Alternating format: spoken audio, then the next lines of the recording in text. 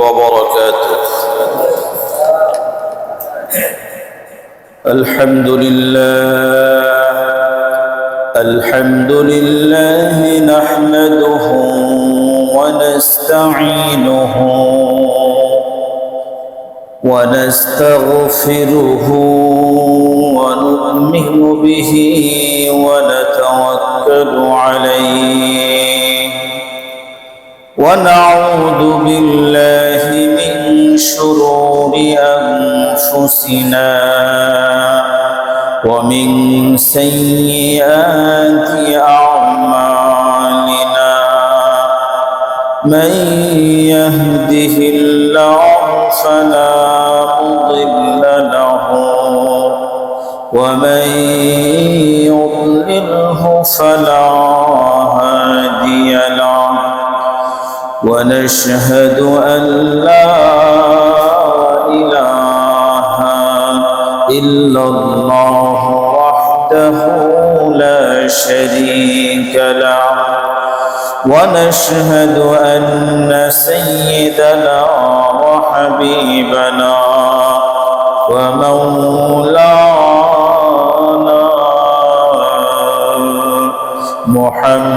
محمدا عبده ورسوله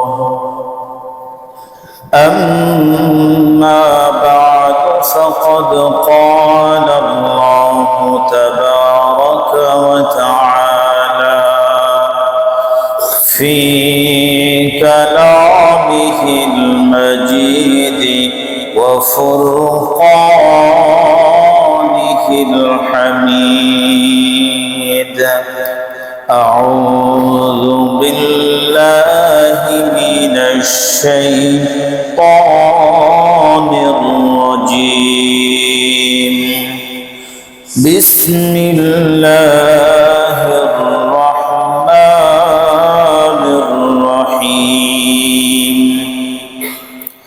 إن صلاتي ونسكي ومحياي ومماتي لله رب العالمين لا شريك له وبذلك أمرت وأنا أول المسلمين وقال النبي صلى الله عليه وسلم إنما الأعمال بالنيات أو كما قال عليه الصلاة والسلام সকলেই দরুদ শরীফ পড়ি আল্লাহুম্মা সাল্লি আলা মুহাম্মাদিন ওয়া আলা আলি মুহাম্মাদ كما صليت على إبراهيم وعلى آل إبراهيم إنك حميد مجيد اللهم بارك على محمد وعلى آل محمد كما باركت على إبراهيم وعلى آل إبراهيم إنك حميد مجيد الحمد لله ثم الحمد لله আল্লাহ পাকের দরবারে অসংখ্য অগণিত শুকর এবং সুজুদ যে আল্লাহ রব্বুল আলামিন আমাদেরকে জুমার সালাত আদায় করার জন্য তার ঘর মসজিদে এসে বসার তৌফিক দান করেছেন এজন্য শুকরিয়া আদায় করি আলহামদুলিল্লাহ। আজকে ইয়াউমে আরাফা, যদিও গতকালকে হাজী সাহেবরা আরাফার ময়দানে অবস্থান করছেন, কিন্তু আমাদের এখানে তারিখ হিসেবে আজকে জিলহজের 9 তারিখ। আজকে সৌদি আরব আমিরাত সহ বিভিন্ন ইসলামিক মুসলিম কান্ট্রিতে আজকে ইয়াউমুন নহর, আর আমাদের এখানে ইয়াউমে আরাফা। আমাদের ইয়াউমুন নহর আগামীকাল। আজকে বহির্বিশ্বে কি কুরবানি, আজকে কুরবানির দিন। তারা আল্লাহ পাকের নামে পশু জবাই করতেছে, আর আমরা করব কবে? আগামীকাল ইনশাআল্লাহ। তো ইয়াউমে আরাফা খুবই ফজিলতপূর্ণ। এই দিনে যারা রোজা রাখবে তো পিছনের 1 বছর এবং সামনের 1 বছরের গুনাহ আল্লাহ পাক মাফ করে দিবেন। এই কথাটা কে বলছেন? জনাবে মুহাম্মদুর রাসূলুল্লাহ সাল্লাল্লাহু আলাইহি ওয়াসাল্লাম। তো সেই দিন আজকে যারা রোজা রাখতে পারছেন আলহামদুলিল্লাহ। তো শেষ পর্যন্ত যদি আমরা যেতে পারি ইফতার পর্যন্ত, আশা করি আল্লাহ পাক আমাদের রোজাকে কবুল করবেন এবং আমাদের পিছনের এবং সামনের 1 বছরের গুনাহ আল্লাহ পাক মাফ করবেন। এই দিনটা খুবই গুরুত্বপূর্ণ দিন। তো অর্ধেক সময় তো বেশি অর্ধেক তো পারি হয়ে গেছে, অল্প সময় আছে। রোজা অবস্থায় জিকির আজগার নফল ইবাদত বন্দেগী আল্লাহ পাক আরো বেশি পছন্দ করে, সওয়াব আরো বেশি হয়। এমনি দিনে যেরকম সওয়াব হয়, রোজা অবস্থায় কি এর সওয়াবটা আরো অনেক গুণে আল্লাহ পাক বাড়ায় দেয়। তারপরে হলো গুরুত্বপূর্ণ একটা দিন। এজন্য বাকি সময়টুকু আমরা নফল ইবাদতে কাটাবো, চলতে ফিরতে জিকির আজগার করতে থাকবো। সুবহানাল্লাহ, আলহামদুলিল্লাহ, লা ইলাহা ইল্লাল্লাহ। আমরা এরকম ভাবে হাঁটতেছি, বসতেছি, ঘুমাইতেছি, একটু আরাম করতেছি, মসজিদে আসতেছি, মসজিদে এসে বসে আছি নামাজের জন্য, আমরা জিকির করতে থাকি, দুরূদ শরীফ করতে থাকি। আর ইফতারের পূর্ব মুহূর্তে আমরা দোয়ায় লেগে যাই। যদি সবাই রোজা রাখে তো আলহামদুলিল্লাহ, দেখা যায় ঘরের মধ্যে 2-1 জন ডাকছে, আবার 2-1 জন ডাকে নাই, নফল রোজা কোনো অসুবিধা নাই। তো ইফতারের আগ মুহূর্তে আমরা সবাইকে একত্র করে ইফতারের আগ মুহূর্তে আমরা একটু জিকির আজগার করে আল্লাহ পাকের কাছে কান্নাকাটি করি। ইয়াউমে আরাফা কান্নাকাটির দিন। জিলহজের 9 তারিখ হলো কান্নাকাটির দিন। আল্লাহ পাকের কাছে কান্নাকাটি করে আল্লাহ পাকের কাছ থেকে গুনাহ মাফ করানো, নিজের তওবা আল্লাহ পাকের কাছে কবুল করানো, নিজের সমস্ত আশা আকাঙ্ক্ষা আল্লাহর কাছে বলা, গুনাহের কথা বলা, আল্লাহর কাছ থেকে মাফ নেওয়া। আজকে হলো ইয়াউমে আরাফা, এমন একটা দিন, জিলহজের 9 দিন। এই দিনে আল্লাহ রাব্বুল আলামিন হযরতে সাইয়্যিদুনা আদম আলাইহিস সালামের দোয়াকে কবুল করছেন। আদম আলাইহিস সালামের দোয়া কবুল করছেন, হাওয়া আলাইহিস সালামের দোয়া আজকে কবুল করছেন।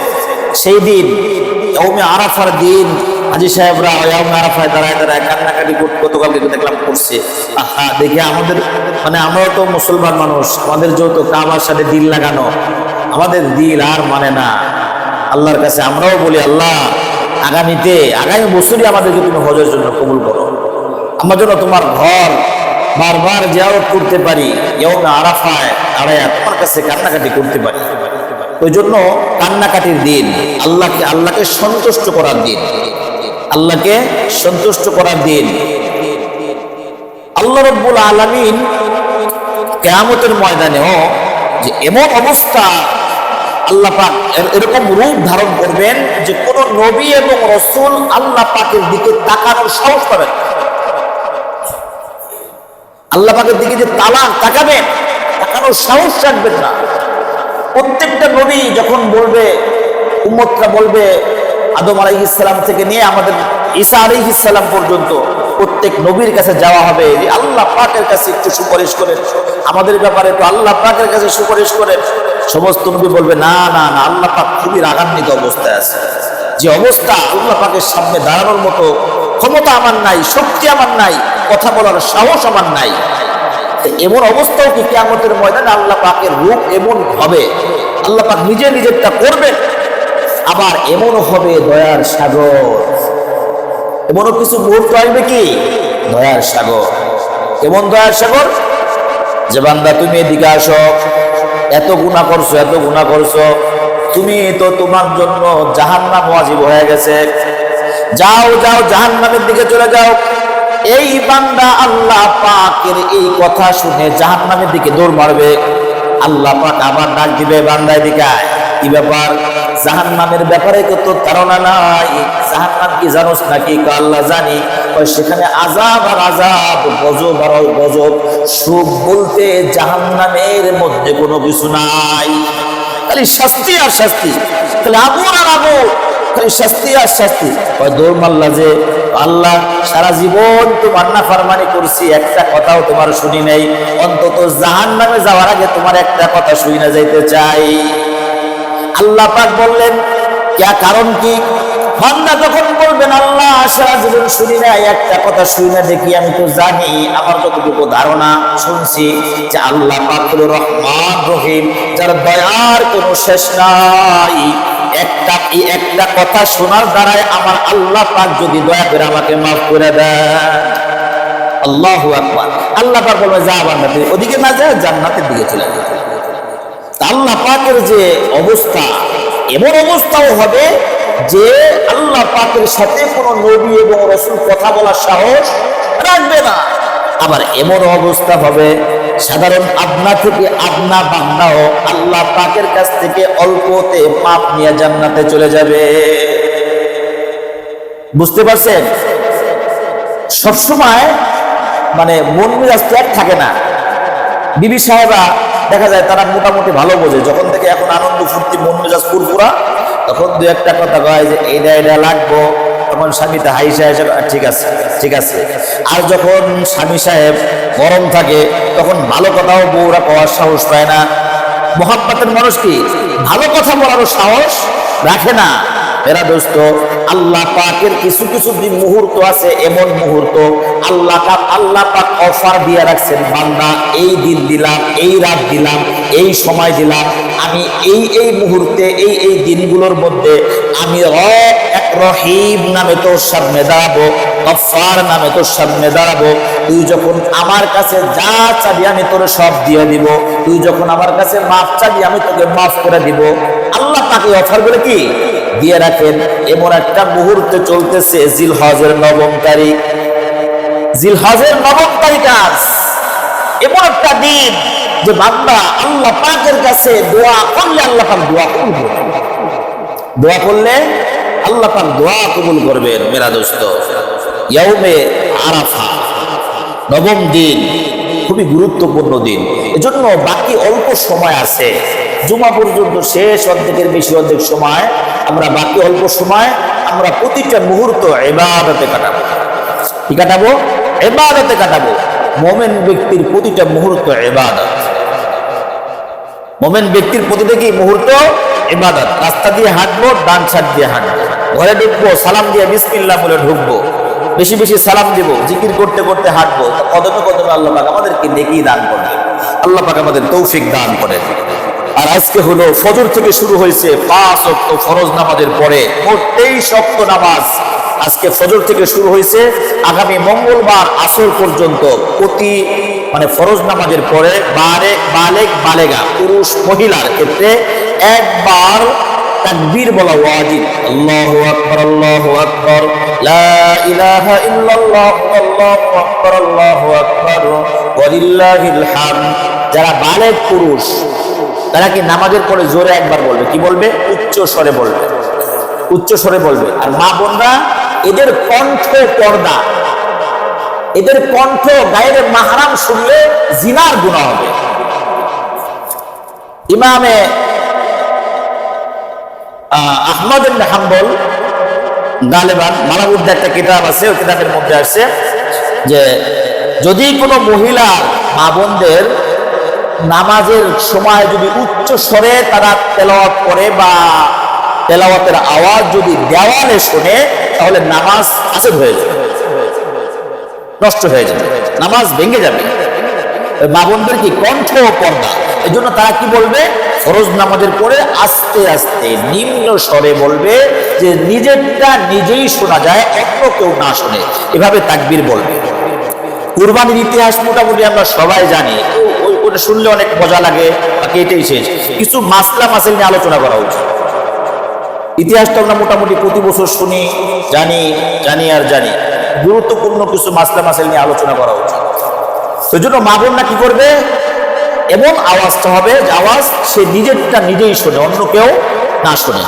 5 ওয়াক্ত ফরজ নামাজের পরে আজকে ফজর থেকে শুরু হয়েছে কিবা পর্যন্ত, মঙ্গলবার আসর পর্যন্ত পুরুষরা জোরসে বলবে উচ্চ স্বরে, কয়বার? একবার। আর মা বোনরা নিচু আওয়াজে একবার। আজকে থেকে ফজর থেকে শুরু, মঙ্গলবার আসর পর্যন্ত।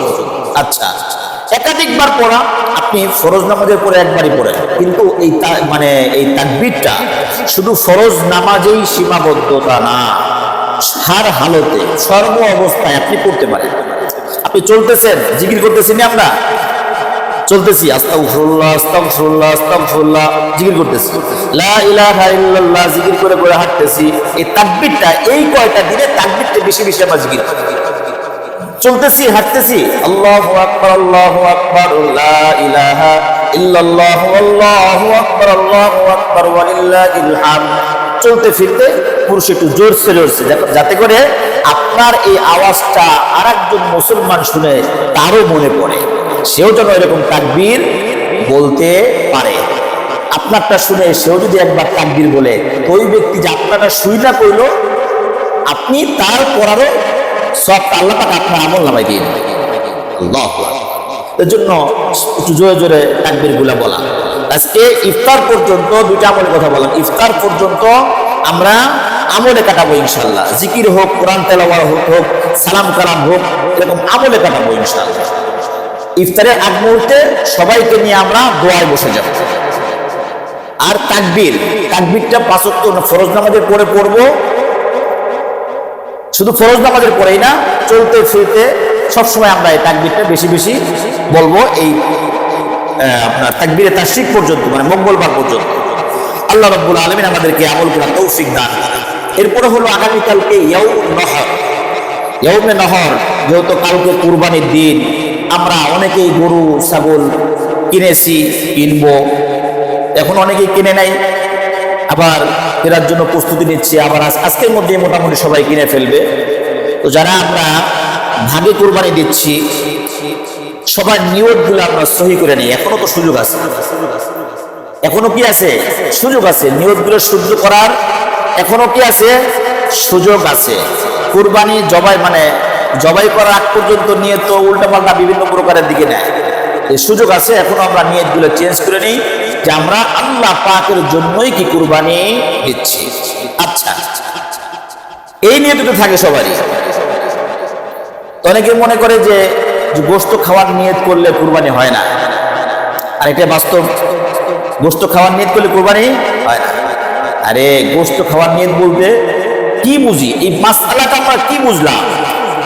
গোশত খাওয়ার নিয়ত বলতে তাহলে কি কুরবানি দিয়ে গোশত ফেলাই দেব? আরে কুরবানি করার পরে যে আমি 7 ভাগে দিলাম, আমি একটা ভাগ নিছি, অথবা আমি একাই একটা কুরবানি গরু আমি কুরবানি দিব, আমি কি কুরবানির গোশত খাওয়ার নিয়ত করবো না? তা গোশত ফেলাই দেওয়ার নিয়ত, আল্লাহ কুরবানি করবো তোমার নামে, গোশত বাস বুড়ি গঙ্গায়। গোশত কি করবো? আল্লাহ পাক তো নিবে না। আগের জামানার মতো তো সেই আগুন এসে পোড়ায় দিবে না। গোশত খাওয়ার নিয়ত আমাদের থাকবে না। সাহাবায়ে কেরামের ছিল, এমনকি মদিনায় এক সাহাবী নামাজের আগে জবাই করে দিছে, কুরবানির পশু নামাজের আগেই জবাই করে দিছে।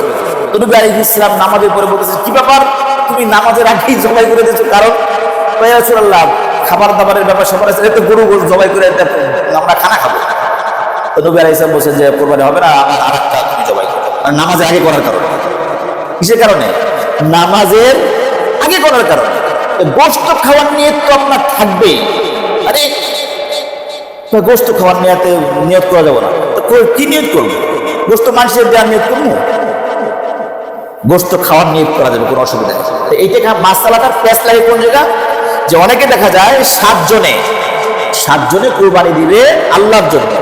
আর একজন চিন্তা করতেছে যে আমি তো কুরবানি দিব না, তো আমি বাসার জন্য 5 কেজি গোশত দোকান থেকে নিয়ে আসবো। দোকান থেকে না আইনা ওরা কুরবানি দিতেছে, ওদের সাথে আমি একটা ভাগ দিয়ে দিই। কুরবানি গোশত না কিনা আমি একটা ভাগ দিয়ে দিই, গোশতর এই নিয়ত। অথবা আমি অনুষ্ঠান করব, কত আলাদা গোস্ত কিনা লাগবে, তখন এরকম পাবে কোথায়?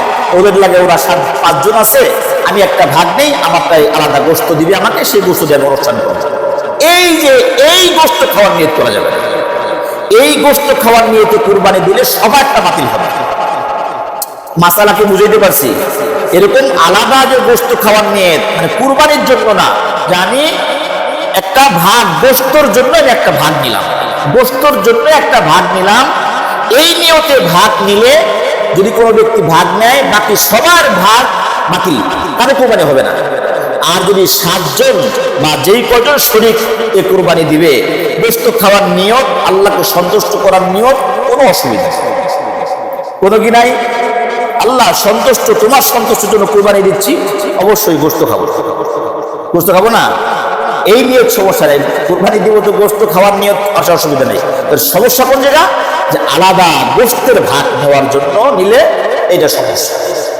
বুঝতে পারছেন ভাই? তাহলে আমরা কুরবানি করবো কার জন্য? আল্লাহ পাককে সন্তুষ্ট করার জন্য। কার সন্তুষ্টির জন্য?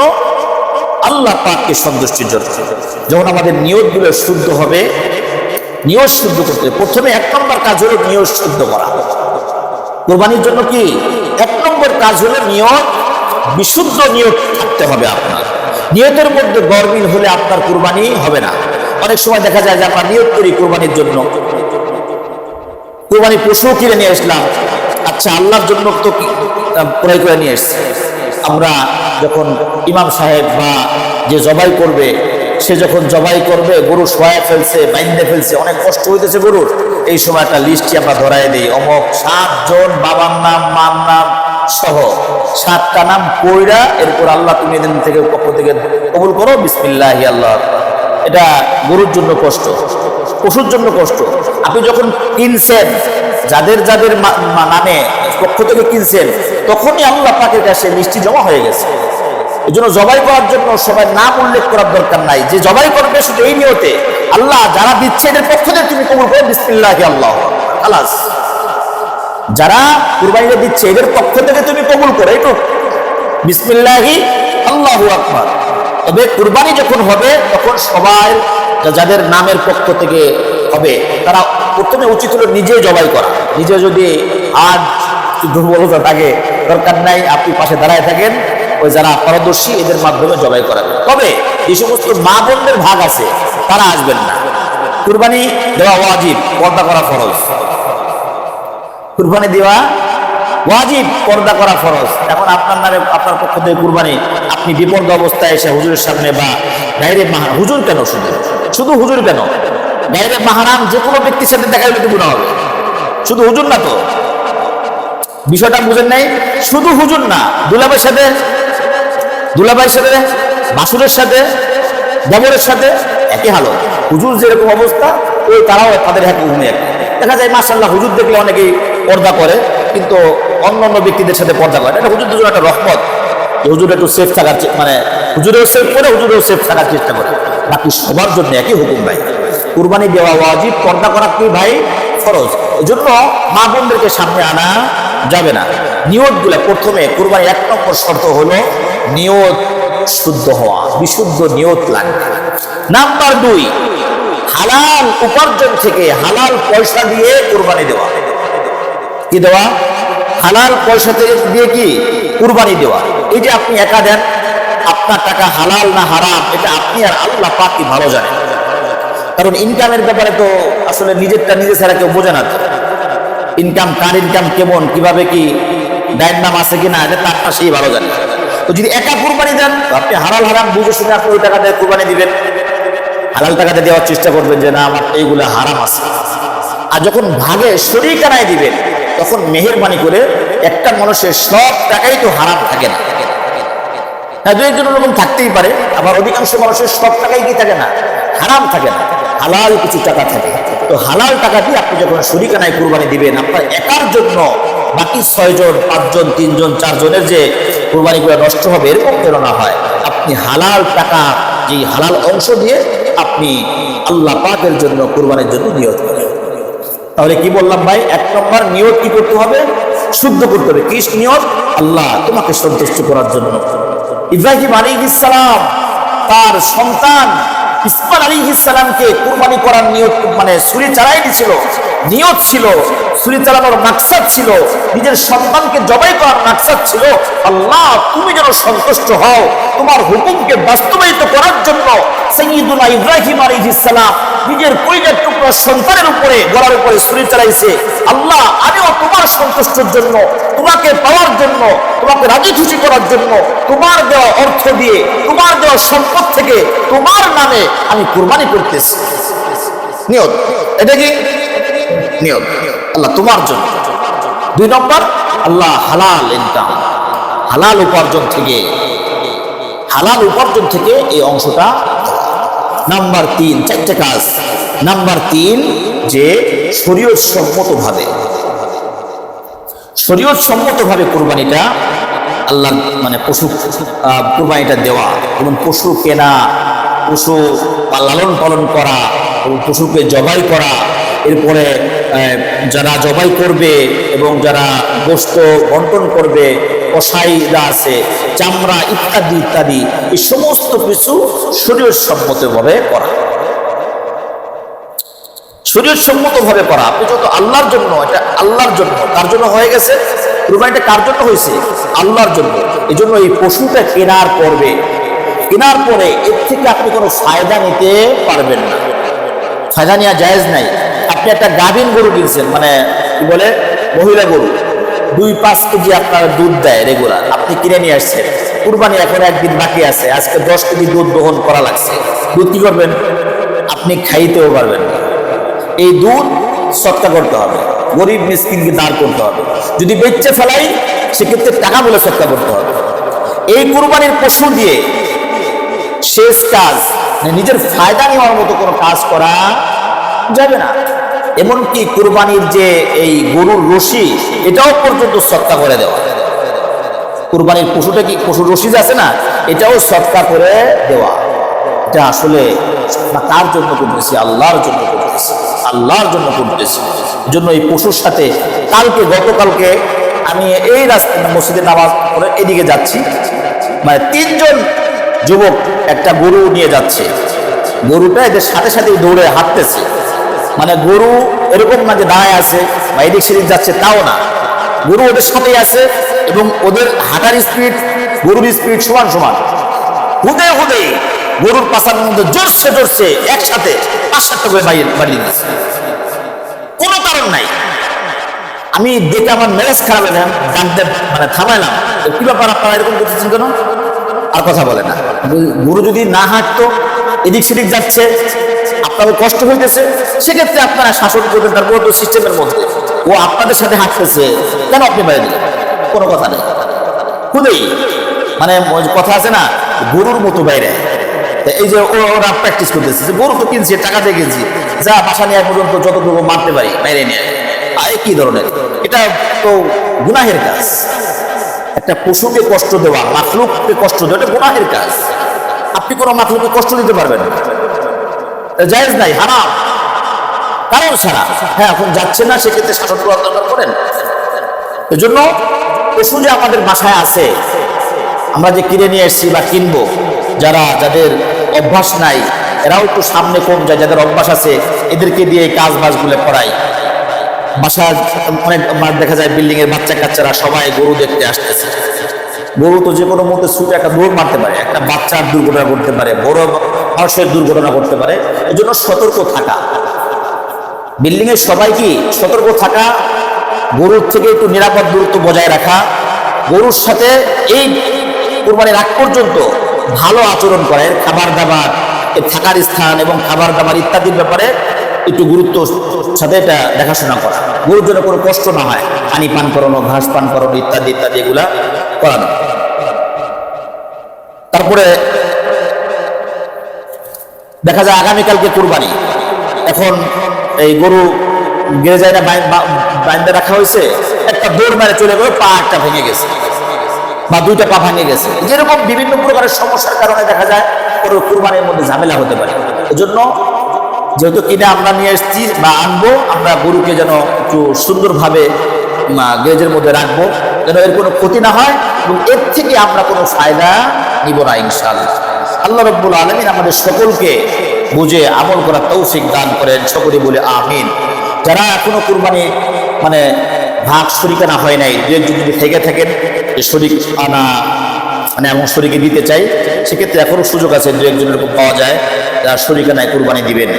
আর সব থেকে ভালো হলো আসলে কি, শরিকের মধ্যে প্রথমে না যাওয়াই উচিত, শরিকানার মধ্যে না যাওয়াই উচিত।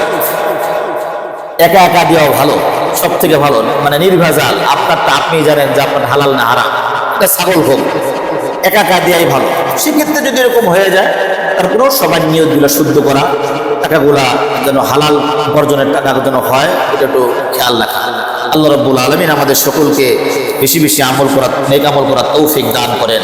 কুরবানির পশু ক্রয়ের ক্ষেত্রে আমরা অনেকের দেখা যায় 2 বছর এখনো হয় নাই গরু, অনেক গরু দেখা যায় গেছে 2 বছর এখনো হয় নাই।